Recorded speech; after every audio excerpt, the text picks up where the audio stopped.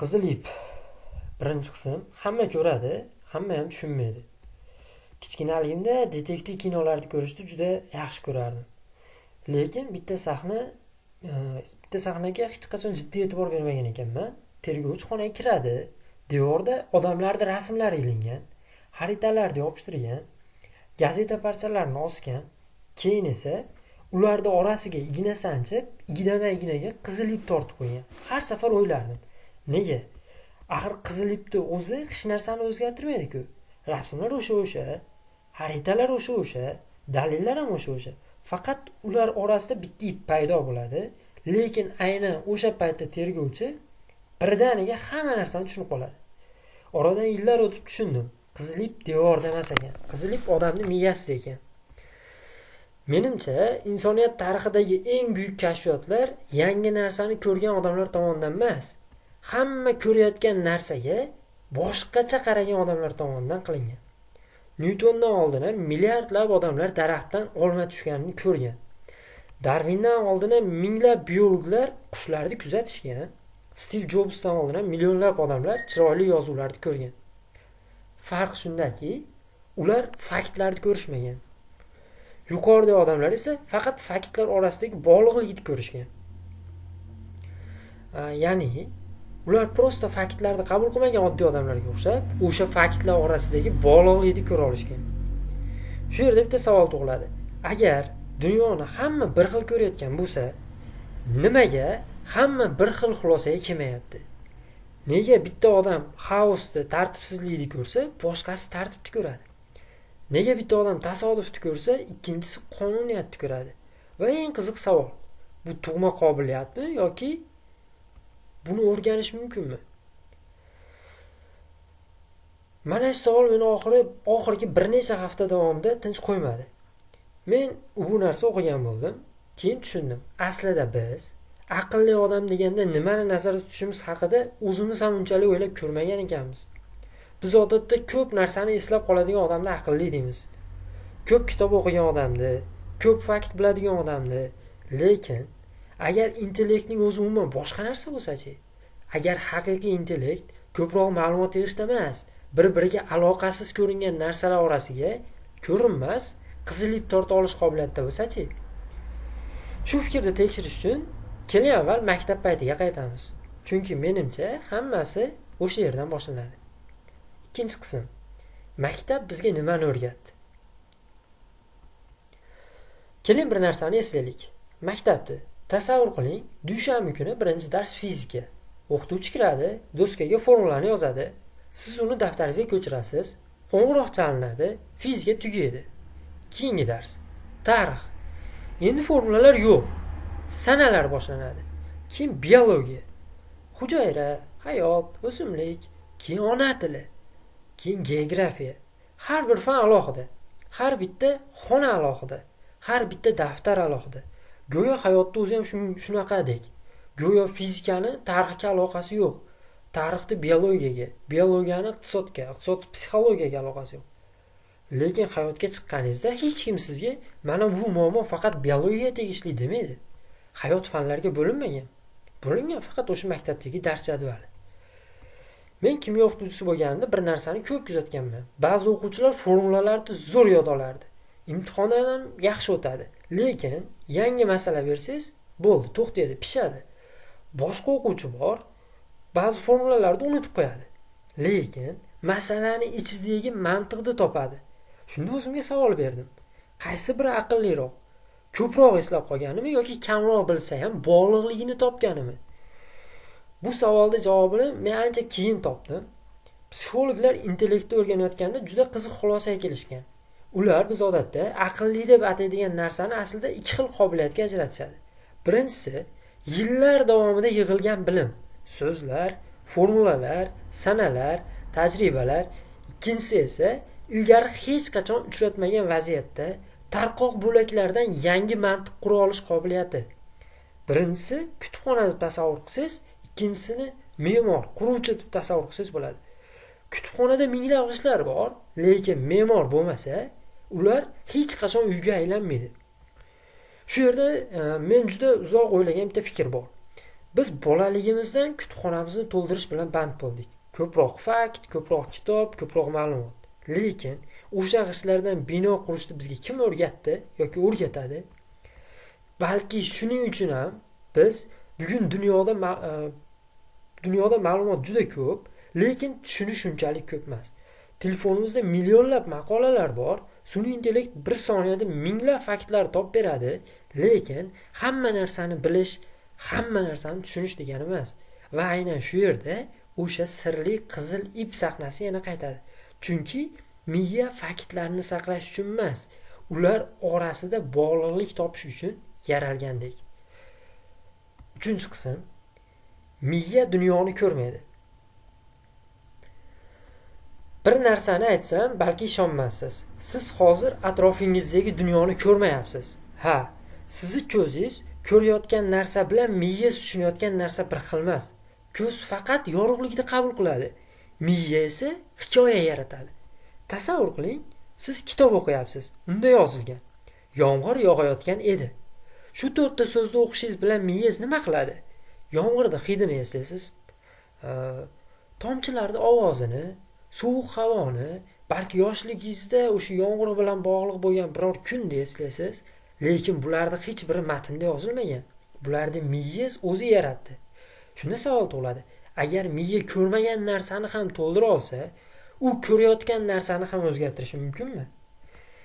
Neyrofanda juda qiziq fikr bor. Unga ko'ra, miya kamera emas, miya bashorat mashinasi. Biz odatda o'ylaymiz, avval dunyoni ko'ramiz, keyin tushunamiz. Aslida ko'pincha buni teskarisi bo'ladi. Miya oldin taxmin qiladi, keyin ko'zdan kelgan ma'lumotni shu taxmin bilan solishtiradi. Farq chiqsa, ichki modelni o'zgartiradi.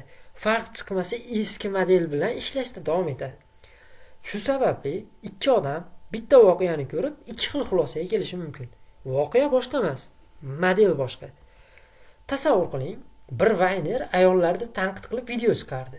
Mazmuni shunaqa: eringiz ishdan uyga kelganda o'zingizga qarab yuring.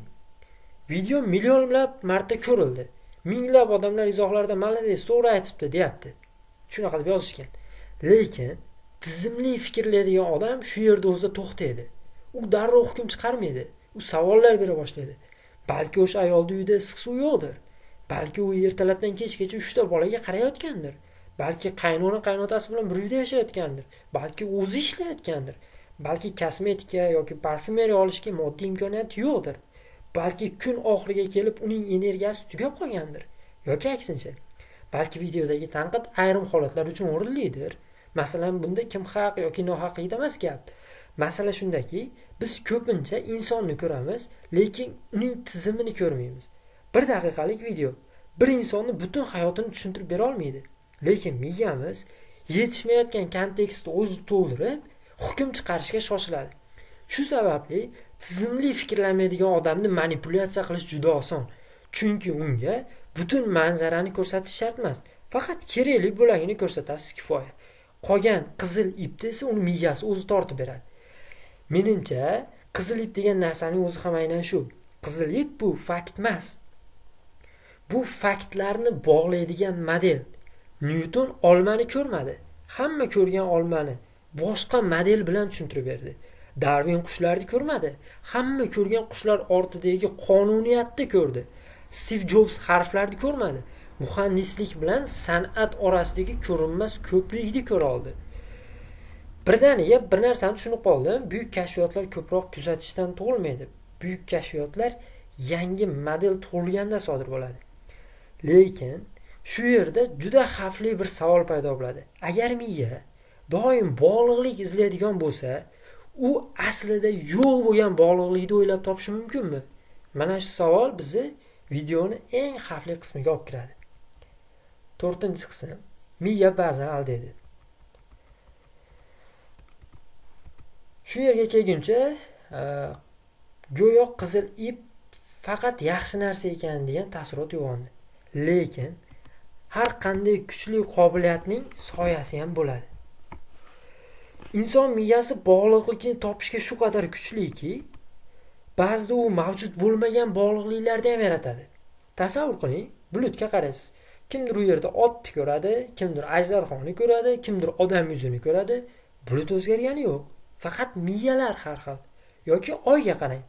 Ba'ziga geografik xalqlar, ya'ni joylarda u yerda oyga qarab quyonni ko'rishadi. Ba'zi xalqlarda kampirga qiyoslashadi. Ba'zilar daraxtni ko'radi. Aslida esa u yerda na quyon bor, na kampir, na daraxt bor. U yerda faqat dog' bor. Qolganini miyamiz o'zi tugatib qo'yadi. Shuning uchun ham odamzodning eng buyuk kashfiyotlarini yaratgan miya eng katta xatolarni ham yaratadi. Ba'zan odamlar tasodifni qonuniyat deb o'ylaydi. Ba'zan ikkita mutlaqo aloqasiz voqeani bitta sabab bilan bog'lab qo'yadi. Ba'zan butun boshli fitna nazariyalari paydo bo'ladi. Chunki miyamizning eng sevimli mashg'uloti ma'no yaratish. Hatto ma'no bo'lmasa ham. Shu sababli tizimli fikrlanmaydigan odamni manipulyatsiya qilish juda oson. Masalan, bir siyosatchi chiqadi, narxlar oshdi. Demak, aybdor mana shu odam yoki mana shu voqea deydi. Ko'pchilik ishonadi. Chunki miya bitta sababni yoqtiradi. Aslida esa iqtisodiyot bir tugmali mexanizm emas. Yuzlab omillar bir-biriga ta'sir qiladi yoki internetda biror video chiqadi, bitta qisqa lavha odamlar darrov hukm chiqaradi. Lekin ular videodan oldingi 1 daqiqani ham bilmaydi. Keyingi 5 daqiqani ham bilmaydi. Biz ko'pincha voqeani emas, uning kesib olingan bo'lagini ko'ramiz va miyamiz qolgan qismini o'zi to'ldirib oladi.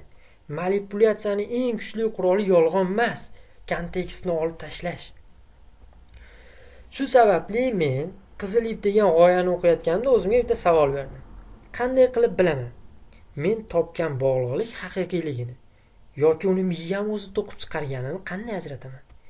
Menimcha haqiqiy intellekt faqat bog'liqlik topishda emas, topgan bog'liqligini shubha ostiga qo'ya olishda. Nyutonning daholigi shunchaki yangi g'oya topganda emas, uni matematik jihatdan tekshirganida. Darwinning kuchi faqat nazariya yaratganda emas, 20 yil davomida unga qarshi dalillarni ham yig'ib borganida. Ilm-fan aslida javoblar tizimi emas. Ilm-fan eng chiroyli g'oyani ham sinab ko'rish madaniyati. Shuni men yana o'sha detektivni esladim. U qizil ipni tortadi, lekin ishga topshirishdan oldin yana tekshiradi. Har bir dalilni, har bitta guvohni, har bir vaqtni, chunki har bitta narsani biladi. Eng xavfli xato dalillar yetishmasligi emas, noto'g'ri bog'liqlikni topib qo'yish. Va shu yerda men yana bir narsani tushundim. Biz hayot davomida faqat ikkita ishni o'rganishimiz kerak ekan. Birinchisi bog'liqlikni ko'rish, ikkinchisi uni tekshirish. Birinchisi bo'lmasa ilm tug'ilmaydi, ikkinchisi bo'lmasa xurofot tug'iladi. 5-qism. Qizil ip. Video boshida sizga bitta voqeani aytgandim. Detektiv devoriga rasmlarni iladi, keyin ularning orasiga qizil ip tortadi. Oldin o'ylardimki, jinoyatni qizil ip ochadi. Bugun esa boshqacha o'ylayman. Jinoyatni qizil ip ochmaydi. Jinoyatni odamning tafakkuri ochadi. Qizil ip shunchaki uning ichida tug'ilgan bog'liqlikning ramziy belgisi. Menimcha biz hayotimiz davomida juda ko'p ma'lumot yig'amiz. Kitob o'qiymiz, video ko'ramiz, ma'ruza tinglaymiz, kurslarga boramiz, sun'iy intellektdan foydalanamiz. Har kuni yangi faktlar qo'shilaveradi. Lekin bir savolni deyarli bermaymiz. Bu bilganlarimni qaysi biri bir-biri bilan bog'liq? Shu savolni berishni boshlagan odamning fikrlashi o'zgaradi. Kimyo endi faqat kimyo bo'lmay qoladi. Tarix faqat sanalar bo'lmay qoladi. Psixologiya faqat inson haqidagi fan bo'lmay qoladi. Birdaniga hammasi bitta katta hikoyani bo'laklariga aylanadi va siz o'sha hikoyani ko'ra boshlaysiz. Yana qiziq bir narsani sezganmisiz? Ba'zi odam kitobni boshidan oxirigacha o'qiydi, lekin kitob nima haqida ekanini tushunmaydi. Nega? Chunki u jumlalarni o'qiydi. Muallif bo'lsa, jumlalar orasiga qizil ip tortgan bo'ladi. Yaxshi kitobning kuchi alohida gaplarda emas. Boshidagi bitta fikr, o'rtasidagi bitta voqea, oxiridagi bitta xulosa. Birdaniga uchalasi bitta ma'noga aylanadi. Shunday kitobni ikkinchi marta o'qiganingizda, men birinchi safar buni umuman ko'rmabman-ku deysiz. Aslida kitob o'zgarmagan, sizning miyangizda qizil iplar o'zgargan. Shuning uchun men yaxshi kitobni bir marta emas, bir necha marta o'qishni yaxshi ko'raman. Har safar yangi jumla topganim uchun emas, har safar yangi bog'liqlik, yangi qizil ip topganim uchun. Menimcha, donolikning o'zi ham shu. Donolik ko'proq ma'lumot bilish emas. Donolik turli joylarda uchratgan haqiqatlarning aslida bitta haqiqat ekanini va ya'ni ularning orasidagi bog'liqligi borligini ko'ra olishdi. Lekin shu videodan keyin sizdan bir narsani so'ramoqchiman. Bugundan boshlab ko'proq kitob o'qing demayman, ko'proq ma'ruza tinglang demayman, hatto meni videolarimni ko'proq ko'ring ham demayman. Faqat bitta odatni shakllantiring. Har safar yangi narsa o'rganganingizda o'zingizdan so'rang. Bu ilgari bilgan qaysi narsam bilan bog'liq edi? Agar shu savolni har kuni bersangiz, bir kuni kelib siz faktlarni yig'ayotgan odam bo'lmay qolasiz. Siz ular orasida ko'rinmas ko'priklar qurayotgan odamga aylanasiz. Va ehtimol haqiqiy ta'limning maqsadi ham shu bo'lsa kerak. Bizning boshimizni faktlar bilan to'ldirish emas, bizning miyamizda qizil iplar sonini ko'paytirish. Video boshida sizga hamma bir xil dunyoni ko'radi, lekin hamma bir xil xulosaga kelmaydi degani. Endi esa men bu gapni sal boshqacharoq aytmoqchiman. Hamma bir xil faktlarni ko'radi, lekin har kim ularning orasiga har xil qizil ip tortadi. Va ehtimol insonning butun hayoti o'sha iplarni tobora aniqroq tortishni o'rganishdan iboratdir. Keyingi safar detektiv film ko'rsangiz, devordagi qizil ipga emas, uni tortayotgan miyaga qarang. Chunki eng qiziq tergov jinoyat ustida emas, inson tafakkuri ustida ketayotgan bo'ladi. Shuning uchun bugundan boshlab fakt yig'ishdan emas, bog'liqlik yig'ishga harakat qiling. Kitob o'qiyotganda ham, film ko'rayotganda ham, yangilik o'qiyotganda ham, hayotda ham, chunki hayotni tushunish ko'proq ma'lumot bilish bilan emas, to'g'ri joyga qizil ip tortishni o'rganish bilan boshlanadi. Bu mavzuni o'rganar ekanman, o'zim uchun bitta odatni shakllantirishga qaror qildim. Endi hayotimda yaxshi bir voqea sodir bo'lsa ham yoki juda og'ir bir davr boshlansa ham o'zimga bitta savol beraman. Buni qizil ipi nimada? Bu voqea menga nimani o'rgatmoqchi? Bu oldin boshimdan o'tgan qaysi voqea bilan bog'liq yoki unga o'xshash? Men hozir ko'rmayotgan qanday qonuniyat bor? Chunki men tushundim. Voqealarni alohida ko'rsangiz, ularda ko'p tasodifdek tuyuladi. Lekin orqaga bir necha yilga yoki bir necha 10 yillarga nazar tashlasangiz, ularning orasida asta-sekin qizil ip paydo bo'la boshlaydi. Shunda siz hayotingizda sodir bo'layotgan voqealarni emas, ularni bog'lab turgan ma'noni ko'ra boshlaysiz. Keyin yana bir narsa yodimga tushdi. G'avvoslar suv ostidagi g'orlarga kirganda doim o'zlari bilan ip olib kirishadi. Ular g'or ichkariga kirar ekan, ipni asta-sekin orqalaridan tortib borishadi. Nega? Chunki suv ostidagi g'orlar murakkab. Bir necha burilishlardan keyin qayerdan kirganingizni unutib qo'yishingiz mumkin. Vahima boshlansa eng tajribali g'avvos ham adashishi mumkin. Lekin bitta ip bo'lsa, u sizni orqaga chiqish yo'liga olib boradi. Shunda o'ylab qoldim. Balki bizga ham shunaqa ip kerakdir, faqat suv ostida emas, hayotda. Chunki hayot ham ba'zan ulkan labirintga aylanadi. Biz shoshilamiz, yangi maqsadlar qo'yamiz, yangi ish boshlaymiz, yangi odamlarni uchratamiz. Ba'zan shunchalik uzoqqa ketamizki, nimaga yo'lga chiqqanimizni ham unutib qo'yamiz. Ana shunaqa paytlarda orqaga qarab, hayotingizdagi voqealarni bir-biriga bog'lay olsangiz, qayerdan kelganingizni eslaysiz. Bugun qayerda turganingizni tushunasiz va eng muhimi qayerga ketmoqchiligingizni yana bir bor aniqlab olasiz. Menimcha, qizil ipning eng katta vazifasi ham shu. U faqat o'tmishni tushuntirmaydi. U kelajakni ham yo'qotib qo'ymaslikka yordam beradi. Video boshida yana men o'sha detektivlar haqida gapirgandim. O'shanda qizil ip jinoyatni ochish uchun kerak deb o'ylardim. Bugun esa boshqacha o'ylayman. Qizil ip jinoyatni ochish uchun emas, tafakkurni tartibga solish uchun kerak. Yaxshi kitob o'qiyotganingizda ham qizil ipni qidiring. Turli fanlarni o'rganayotganingizda ham qizil ipni qidiring. Yangiliklarni o'qiyotganingizda ham o'sha qizil ipni qidiring.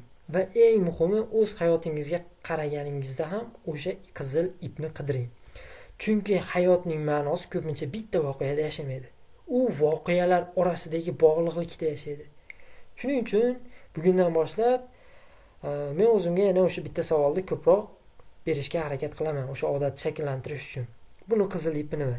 Ehtimol shu bitta savol hayotimni o'zgartirmas, lekin hayotimni boshqacha tushunishimga yordam beradi. Va balki donolik degani ham yangi javoblar topishmasdir. Balki donolik butun umr davomida uchratgan voqealaringiz orasida tobora aniqroq qizil ip tortishni o'rganishdir.